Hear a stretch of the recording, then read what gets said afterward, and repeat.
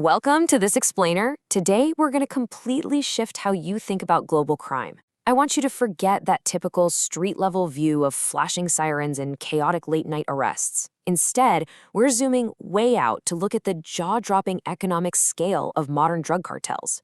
We're going to examine them for what they truly are: hyper-profitable, highly organized multinational corporations that move wealth on a scale that's honestly almost impossible to comprehend. So let's just dive right in with a pretty chilling paradox. What actually happens to global power dynamics when criminals become richer than nations? We're so used to treating governments as the ultimate authorities on the global stage, right?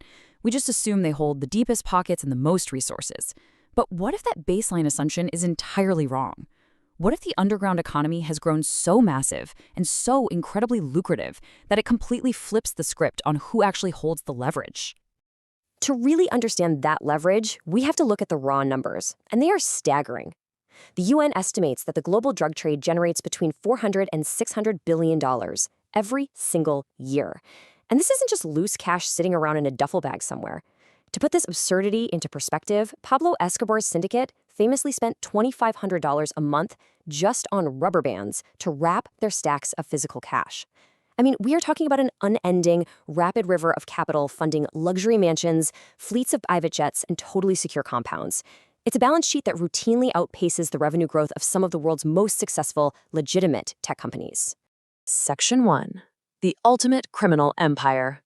If you compare a standard global corporation side by side with a major cartel, the structural blueprint is practically identical. Instead of a CEO in a boardroom, you have a boss. Instead of corporate logistics teams planning out legitimate shipping routes, you have incredibly complex international trafficking networks. And instead of an accounting department managing corporate taxes, you have highly sophisticated money laundering systems. It is literally the exact same business model, relying on rigid hierarchy and careful planning. It's just operating entirely outside the confines of the law. Moving on to our next section, the global supply chain. Okay, so products don't just magically teleport to their destination. They move systematically across a global map. It starts in dedicated production zones, which are often hidden deep in remote territories. From there, the product moves along highly organized trafficking routes crossing multiple continents. And we aren't just talking about hidden compartments in trucks anymore either. Cartels literally deploy custom-built, fully submersible narco-submarines and strategic drone drops to bypass authorities.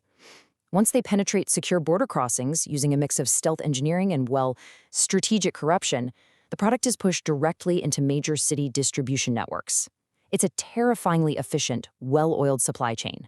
Which brings us to washing the billions. Now, when a corporate logistics chain generates huge amounts of illicit physical cash, the finance department has to step in. We usually think of money laundering as this slow, cumbersome process, right? But the velocity of the modern laundering life cycle is just breathtaking. Mountains of physical street-level cash collected on day 1 can be completely digitized by day 3, transferred through anonymous cryptocurrency networks, or funneled right into dummy shell companies. By the end of the week, that money is sitting cleanly and safely in offshore banking accounts, totally untraceable, protected by banking secrecy laws, and ready to be spent on legitimate assets. To achieve that blistering speed, cartels diversify their financial portfolios using corporate laundering vehicles that hide illicit wealth in plain sight. They spin up complex webs of shell companies, utilize instantaneous cross-border cryptocurrency transfers, and exploit offshore banking.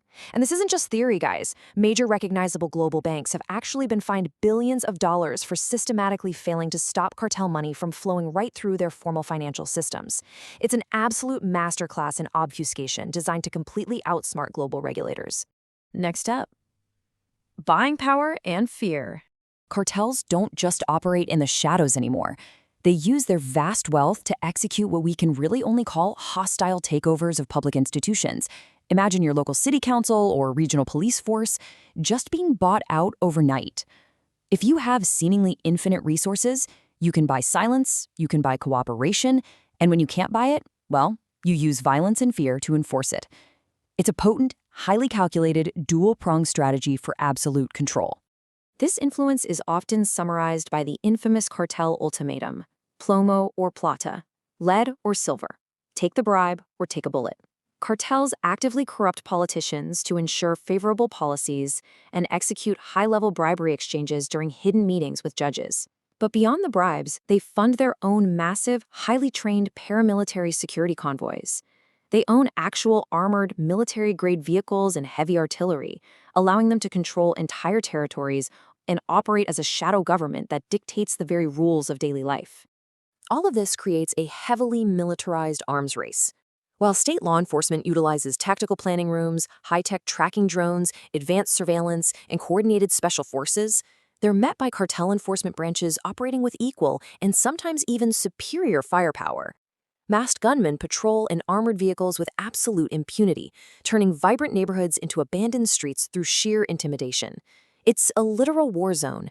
And it's not between two countries, but between a sovereign nation and a heavily armed corporation. And now the big one: cartels versus national economies. The sheer volume of these global money machines leads to an unbelievable economic reality.